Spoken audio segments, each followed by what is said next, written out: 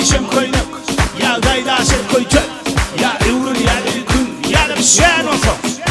Altın diyeceğim koynak. Ya gayda sen koytun.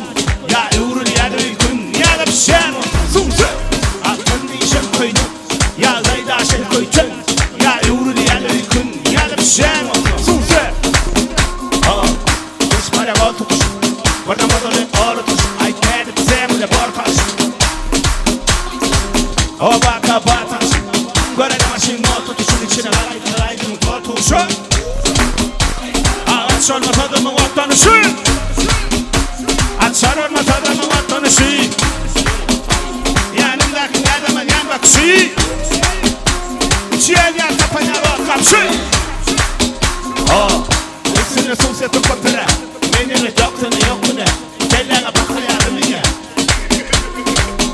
Falete durumu uygula. Dinleme o dünya bu dünya. İki arasında binen yanı dünya. Aradıran. Kanın bana adam değer mi? İstediğinden sorarlar. Nenge kal. Ay kala. Söyleyen mi ya söyleyen yok mu? Niyen mi ya mi? Şu an ne var sen düşünüp bile bu. Altın diyeceğim koynak. Ya gayda sen koytun. Ya evrul ya da yükün. Ya da bir şey olsun. Altın diyeceğim koynak. Ya gayda sen koytun. Ya evrul ya da yükün. Ya da bir şey olsun.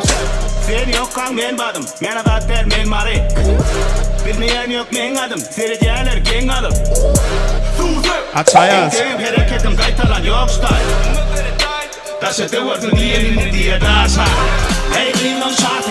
Nilsen nifime aşık. Diyem de ödümü yönü kıvaşı. O diye ödümü bana başı. Hey bilmem şartı. Allah gitmem saplı. Beni yıktırma kıyını seni takman saplı. Altın diyeceğim koydun. Altın diyeceğim koydun. Ya gayda şey koydun.